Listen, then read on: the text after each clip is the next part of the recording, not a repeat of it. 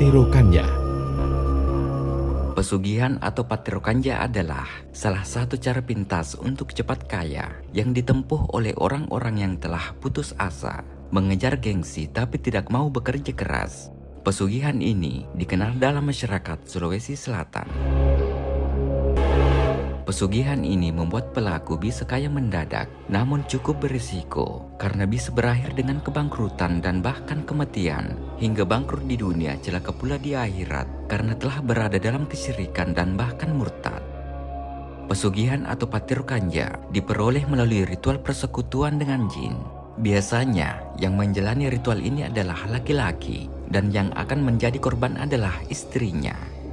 Dari seorang mantan pelaku, diperoleh informasi bahwa awalnya mendatangi seorang dukun yang berpengalaman mengajarkan pesugihan ini.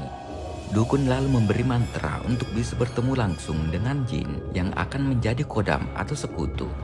Pada malam tertentu, pemburu pesugihan ini melakukan komunikasi dengan jin kodam dengan cara berada di salah satu tempat tanpa busana.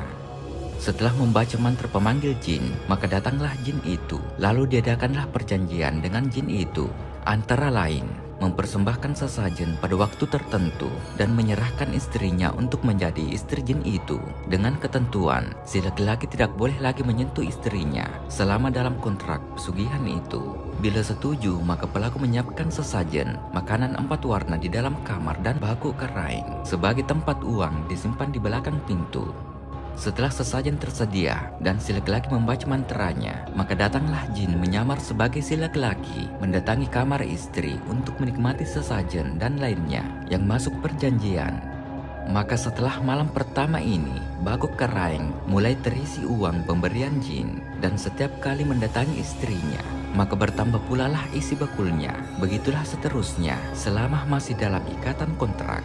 Bila akhirnya pelaku tersadar dan ada niat untuk meninggalkan pesugihan ini, maka jin sekutunya akan marah dan melakukan aksi penghancuran, antara lain menghancurkan seluruh harta yang diperoleh dari pesugihan, entah mobil tabrakan, rumah terbakar, usaha bangkrut, dan kadang berakhir dengan kematian, entah istri mati, dirinya mati, dan mungkin juga keduanya mati.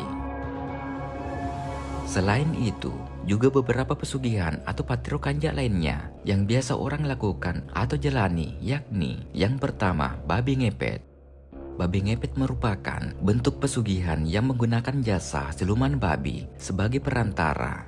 Pesugihan ini bermula dari kepercayaan sebagian orang di Pulau Jawa yang mempercayai siluman babi bisa memenuhi permintaan manusia yang menginginkan harta. Di beberapa daerah di Pulau Jawa, ada tempat yang dikenal sebagai tempat pemujaan siluman babi, di mana si pelaku membuat perjanjian. Sesungguhnya, pesugihan ini jauh lebih merepotkan dibandingkan dengan berniaga. Anehnya, masih saja ada orang yang mau melakukannya. Bahkan ada yang sampai menyerahkan anaknya sendiri untuk dijadikan tumbal. Konon, pelaku adalah sepasang suami istri yang matanya dibutakan oleh harta kekayaan dunia. Si pelaku akan mendatangi seorang dukun yang menangani pesugihan ini. Jika sudah sepakat, dukun itu akan melakukan upacara untuk memanggil siluman babi. Kemudian akan ada perjanjian dengan pengorbanan nyawa. Tumbal yang diminta berasal dari orang yang dicintai oleh pelaku atau yang memiliki hubungan darah dengannya. Selanjutnya si pelaku menyerahkan jiwa dan raga untuk beralih rupa menjadi seekor babi hutan sementara saja. Saat melakukan ini, istrinya bertugas untuk menjaga lilin.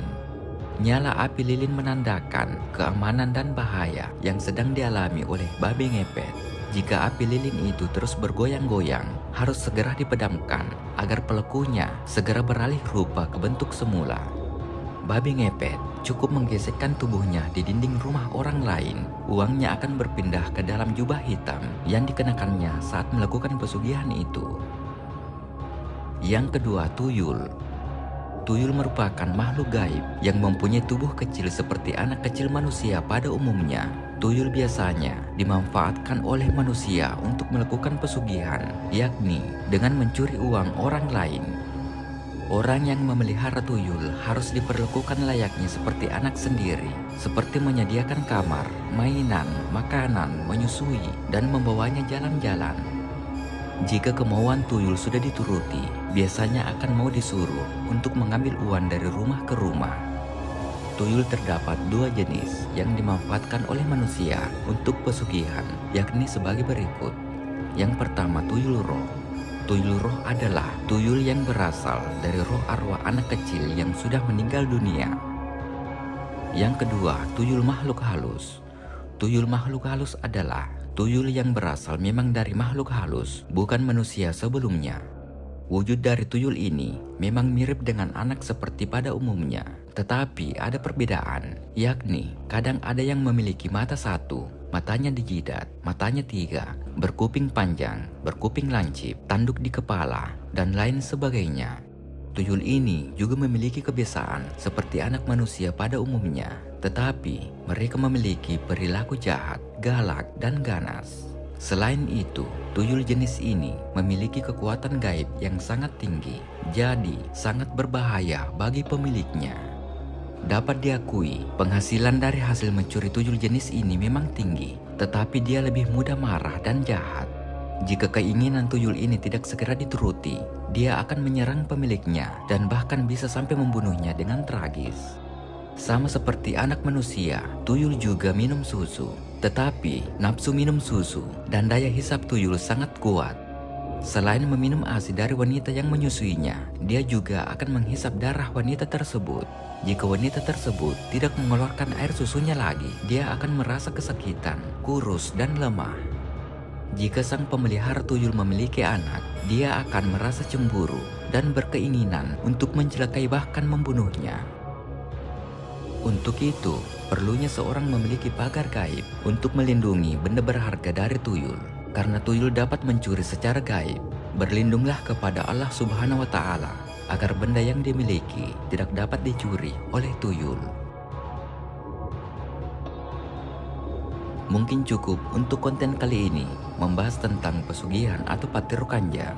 Semoga bermanfaat. Jika ada kesalahan mohon dimaafkan. Tetap ikuti konten-konten kami selanjutnya di channel Mungkar. Mari berwisata sejarah dan budaya.